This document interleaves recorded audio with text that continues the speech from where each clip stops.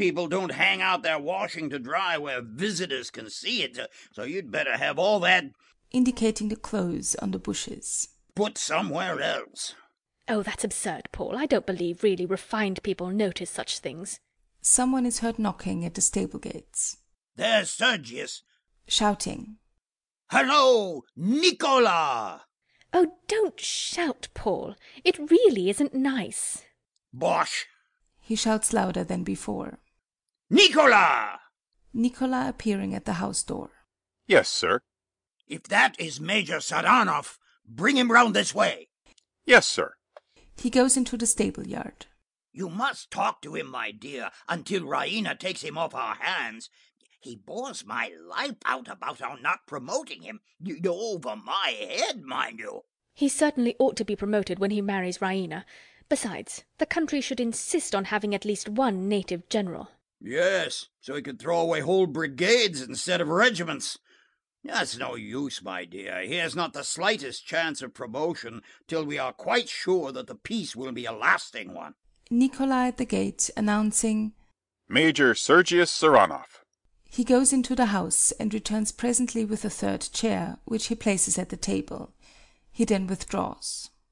Major Sergius Saranov, the original of the portrait in Raina's room, is a tall, romantically handsome man, with the physical hardihood, the high spirit, and the susceptible imagination of an untamed mountaineer chieftain. But his remarkable personal distinction is of a characteristically civilized type. The ridges of his eyebrows, curving with a ram's horn, twist round the marked projections at the outer corners.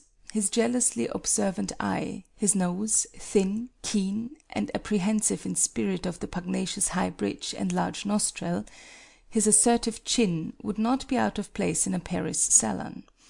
In short, the clever, imaginative barbarian has an acute critical faculty, which has been thrown into intense activity by the arrival of Western civilization in the Balkans, and the result is precisely what the advent of 19th-century thought first produced in England, to wit, Byronism.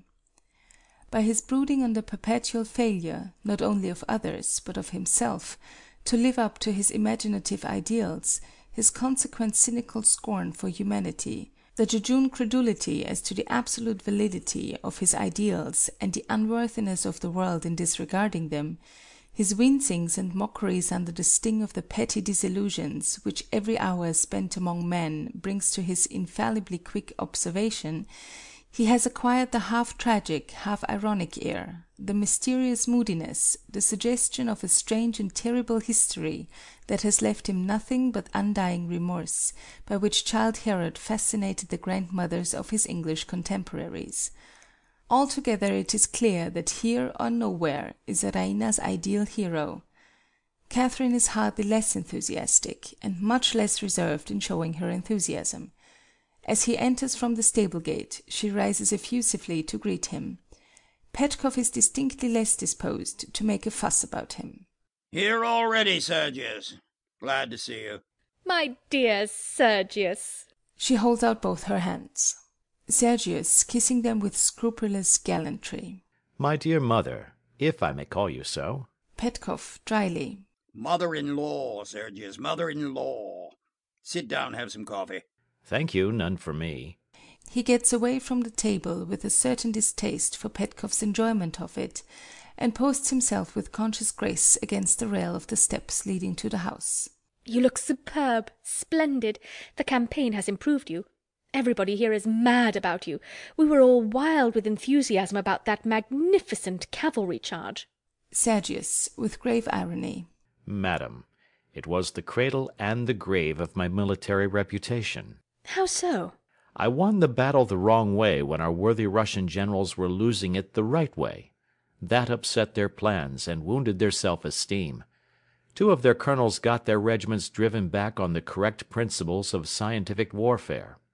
2 major generals got killed strictly according to military etiquette. Those 2 colonels are now major generals, and I am still a simple major. You shall not remain so, Sergius. The women are on your side, and they will see that justice is done you. It is too late. I have only waited for the peace to send in my resignation. Petkoff, dropping his cup in his amazement. Your resignation? Oh, you must withdraw it. Sergius, with resolute, measured emphasis, folding his arms. I never withdraw. Petkoff vexed. Now, who could have supposed you were going to do such a thing? Sergius, with fire. Everyone that knew me. But enough of myself and my affairs. How is Raina? And where is Raina? Raina suddenly coming round the corner of the house and standing at the top of the steps in the path. Raina is here. She makes a charming picture as they all turn to look at her. She wears an underdress of pale green silk, draped with an overdress of thin ecru canvas embroidered with gold. On her head she wears a pretty Phrygian cap of gold tinsel. Sergius, with an exclamation of pleasure, goes impulsively to meet her. She stretches out her hand. He drops chivalrously on one knee and kisses it. Petkoff aside to Catherine, beaming with parental pride. Pretty, isn't it? She always appears at the right moment. Catherine impatiently. Yes, she listens for it. It is an abominable habit. Sergius leads Raina forward with splendid gallantry, as if she were a queen. When they come to the table, she turns to him with a bend of the head. He bows, and thus they separate, he coming to his place, and she going behind her father's chair. Raina stooping and kissing her father. Dear father, welcome home. Petkoff patting her cheek. My little pet girl. He kisses her. She goes to the chair left by Nicola for Sergius, and sits down. And so you're no longer a soldier, Sergius? I am no longer a soldier. Soldiering, my dear madam, is the coward's art of attacking mercilessly when you are strong, and keeping out of harm's way when you are weak. That is the whole secret of successful fighting. Get your enemy at a disadvantage, and never, on any account, fight him on equal terms. Eh, Major? They wouldn't let us make a fair stand-up fight of it. However, I suppose soldiering has to be a trade, like any other trade. Precisely. But I have no ambition to succeed as a tradesman, so I have taken the advice of that bagman of a captain that settled the exchange of prisoners with us at Pirot, and given it up. What, that Swiss fellow? Sergius, I've often thought of that exchange since. He overreached us about those horses. Of course he overreached us. His father was a hotel and livery stable keeper, and he owed his first step to his knowledge of horse dealing. With mock enthusiasm. Ah, he was a soldier, every inch a soldier. If only I had bought the horses for my regiment, instead of foolishly leading it into danger, I should have been a field marshal now. A Swiss? What was he doing in the Servian army? Oh, volunteer, of course. Keen on picking up his profession. We shouldn't have been able to begin fighting. Those foreigners hadn't shown us how to do it. We knew nothing about it. Neither did the Servians. God, there'd been no war without them. Are there many Swiss officers in the Servian army? No, all Austrians, just as our officers were all Russians. That's the only Swiss I came across. I'll never trust a Swiss again. He cheated us. Humbugged us into giving him 50 able-bodied men for 200 confounded, worn-out chargers. They weren't even eatable. We were 2 children in the hands of that consummate soldier, Major.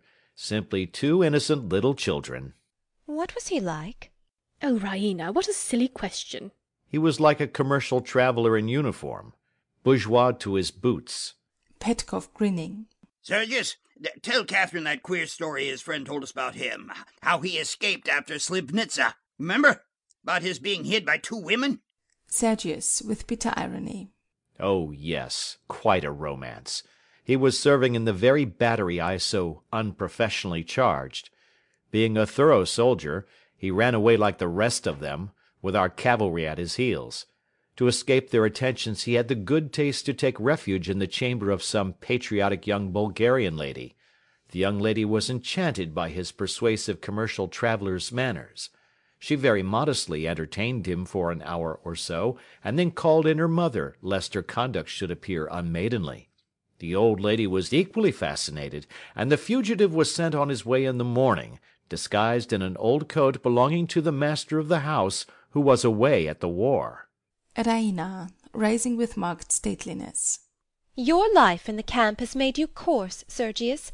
I did not think you would have repeated such a story before me. She turns away